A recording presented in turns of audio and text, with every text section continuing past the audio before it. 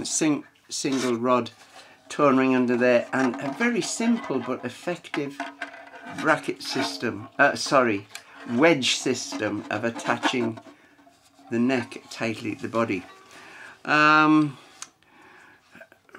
In the stripping off, certain things have happened to it which need to be restored if possible. One of them is there. They've obviously used some mechanical kind of sander and they've taken a chunk out there. So they've taken a little bit too much while they were trying to go around the contour of the peg head there. It's got one or two little chips out here where the original nuts come out. This is a very, very crude wooden nut that's been put in there that needs replacing.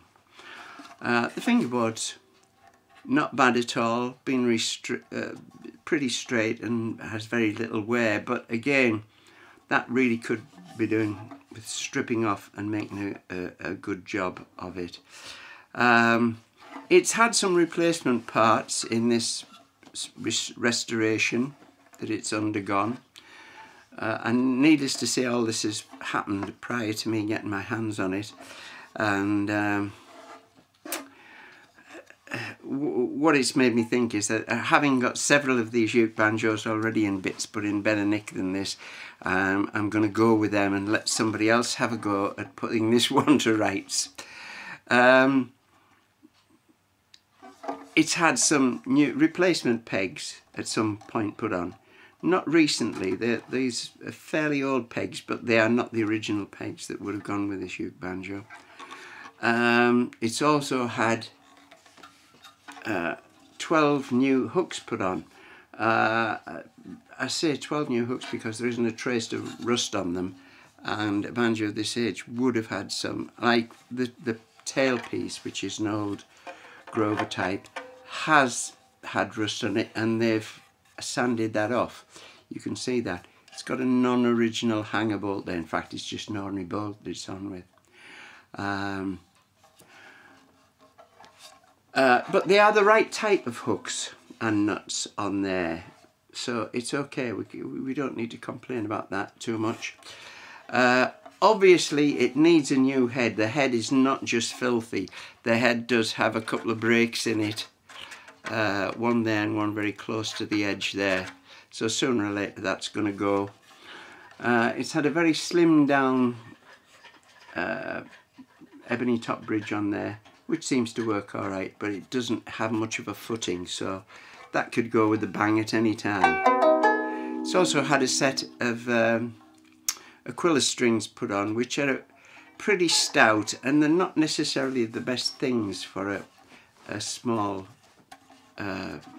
diameter uke banjo. I've taken to using some quite cheap but effective thin black nylon strings, which seem to make this kind of uke banjo much more responsive, so that's what I would go with if I was going to have a go at redoing this.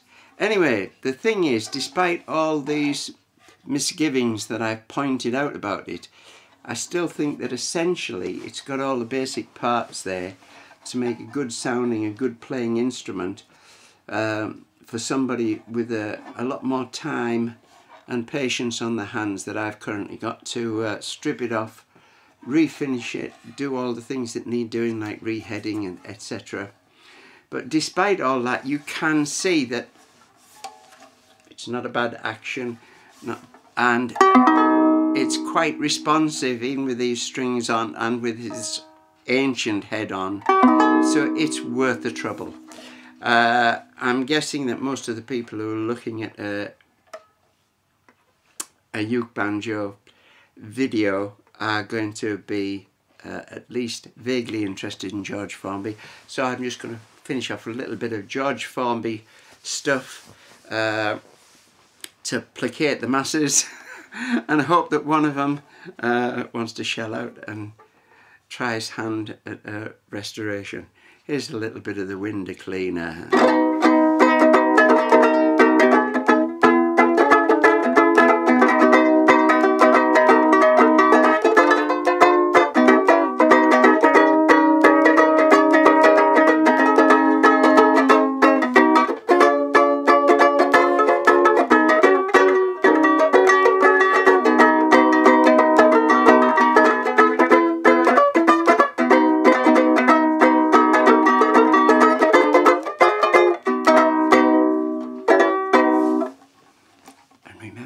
If you've got any queries, please do not email me, but do please phone me and we'll shoot the breeze. Bye now.